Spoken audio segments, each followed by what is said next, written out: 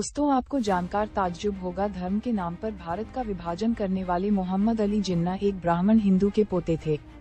Direct action के जरिए मुसलमानों को अलग देश की मांग करने वाले जिन्ना के दादा कश्मीर के सप्राव ब्राह्मण थे। जिन्ना के अलावा अल्लामा इकबाल और उद्योगपति अजीम प्रेमजी भी काठियावाड़ गुजरात के हिंदू थे, जिन्होंने हिंदू धर्म का त्याग कर इस्लाम को अपनाया था। भारत के इतिहास के कुछ नामों तैमूर, बाबर और औरंगजेब के बाद किसी घटिया इंसान का नाम आता है तो वह मोहम्मद अली जिन्ना का ही है।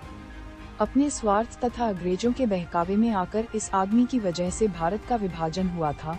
नए इस्लामिक राष्ट्र ने इसे अपना पिता अर्थात कायदे आजम माना। मोहम्मद अली जिन्ना 20वीं सदी के एक प्रमुख राजनीतिज्ञ थे, जिन्हें पाकिस्तान के संस्थापक के रूप में जाना जाता है। वे मुस्लिम लीग के नेता थे जो आगे चलकर पाकिस्तान के पहले गवर्नर जनरल बने। पाकिस्तान में उन्हें आधिकारिक रूप से कायदे आजम यानी महान नेता और बाबा ए कौम यानी राष्ट्रपिता के नाम से नवाजा जाता है। मोहम्मद अली जिन्ना का जन्म एक समृद्ध खोजा परिवार में 23 दिसंबर सन 1876 में कराची में हुआ था। उन्होंने बैरिस्टर की परीक्षा इंग्लैंड से उत्तीर्ण की। वहां से आकर वे बम्बई में वकालत करने लगे। सन 1913 से 1918 तक वे हिंदू मुस्लिम एकता के समर्थक थे। सन 1916 में उन्होंने कांग्रेस और मुस्लिम लीग में समझौता करवाया था। 1920 में कांग्रेस की सरकार के विरुद्ध असहयोग नीति के कारण वे कांग्रेस से अलग हो गए। 1928 में उन्होंने साइमन कमीशन के विरोध में मोतीलाल नेहरू और लाला लाजपत राय का साथ दिया।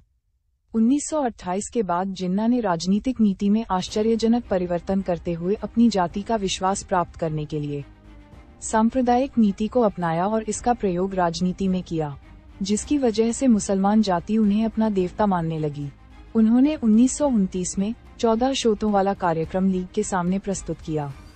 केंद्रीय और प्रांतीय व्यवस्थापिका में 1/3 प्रतिनिधित्व मुसलमानों के लिए मांगा और सांप्रदायिक निर्वाचन प्रणाली पर जोर दिया। सन 1935 के अधिनियम के कार्यान्वित होने के बाद प्रांतों में उनका प्रभाव मुसलमानों पर बढ़ने लगा। 1944 में उन्होंने मुस्लिम संप्रदाय को ये समझाया कि संयुक्त भारत में बहुमत के शासन का अर्थ सदा के लिए मुसलमानों को गुलाम बनना होगा और इस्लाम संकट में पड़ जाएगा। मोहम्मद अली जिन्ना के दादा पूंजाभाई ठक्कर हिंदू थे। वे लोहाना ठक्कर बिरादरी से ताल्लुक रखते थे। पूंजाभाई का परिवार भगवान कृष्ण का भक्त था। परिवार जब मछलियों का बिजनेस करने लगा था तो गांव वालों ने उन्हें हिंदू धर्म से निकाल दिया था, जिसके बाद पूरे परिवार ने मुस्लिम धर्म अपना लिया था। जिन्ना के दादा ने फिर से हिंदू धर्म अपनाना चाहा, लेकिन ऐसा मुमकिन नहीं हो सका था। मुस्लिम धर्म अपनाने पर पूरा परिवार काफी दुखी हुआ था।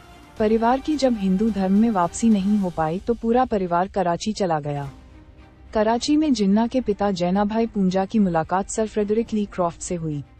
फ्रेडरिक कराची में डगलस ग्राहम एंड कंपनी में जनरल मैनेजर थे। फ्रेडरिक की सलाह पर ही जिन्ना कारोबार सीखने के लिए लंदन गए थे और यहीं उन्होंने अपने नाम से जैनाभाई हटाकर जिन्ना कर लिया। मुस्लिम धर्म अपनाने के बाद भी जैनाभाई ने अपने परिवार की परवरिश हिंदू धर्म के अनुसार की। जिन्ना भी शुरू में काफी खुले विचारों वाले और उदारवादी थे। जिन्ना ने भले ही धार्मिक आधार पर हिंदुस्तान के टुकड़े करके पाकिस्तान को बनवाया था, लेकिन वे खुद धर्म को नहीं मानते थे। वे इस्लामी रीति रिवाजों का भी पालन नहीं करते थे। वे सूअर का गोश्त खाते थे और शराब पीते थे। अपने प्रारंभिक राजनीतिक जीवन में वे राष्ट्रवादी तथा हिंदू मुस्लिम एकता के प्रतीक माने जाते थे। मुस्लिम लीग में प्रवेश के बाद कट्टर मुसलमानों के संपर्क में आकर हिंदू मुस्लिम एकता संबंधी विचारों को त्याग दिया और सांप्रदायिकता तथा कांग्रेस विरोधी विचारों को ग्रहण किया।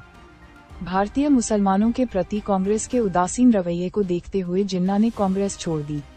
मुस्लिमों को स्वतंत्र राष्ट्र चाहिए, ये भूमिका उन्होंने लीग के व्यासपीठ से पहली बार रखी। उन्होंने देश में मुसलमानों के अधिकारों की रक्षा और स्वशासन के लिए 14 सूत्रीय संवैधानिक सुधार का प्रस्ताव रखा। लाहौर प्रस्ताव के तहत उन्होंने मुसलमानों के लिए एक अलग राष्ट्र का लक्ष्य निर्धारित किया। 1946 में ज्यादातर मुस्लिम सीटों पर मुस्लिम लीग की जीत हुई और मोहम्मद अली जिन्ना ने पाकिस्तान की आज़ादी के लिए त्वरित कार्रवाई का अभियान शुरू किया।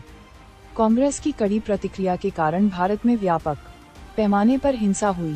मुस्लिम लीग और कांग्रेस पार्टी गठबंधन की सरकार बनाने में असफल रहे।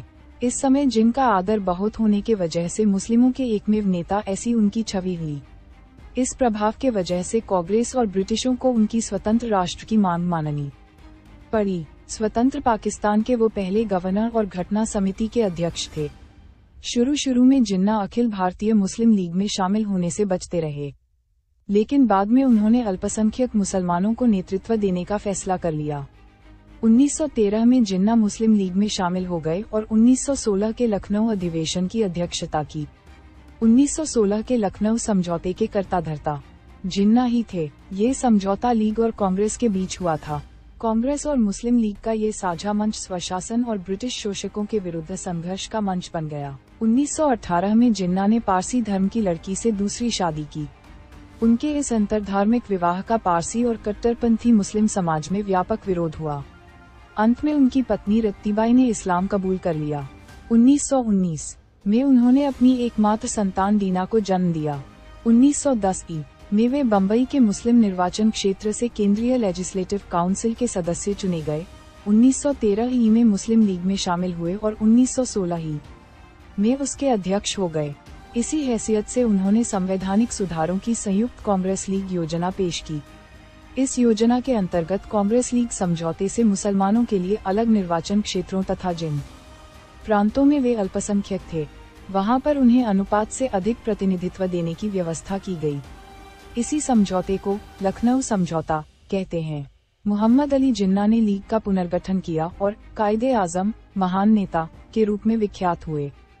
1940 में उन्होंने धार्मिक आधार पर भारत के विभाजन तथा मुस्लिम बहुसंख्यक प्रांतों को मिलाकर पाकिस्तान बनाने की मांग की।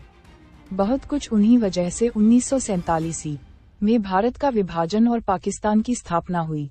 पाकिस्तान के पहले गवर्नर जनरल बनकर उन्होंने पाकिस्तान को एक इस्लामी राष्ट्र बनाया।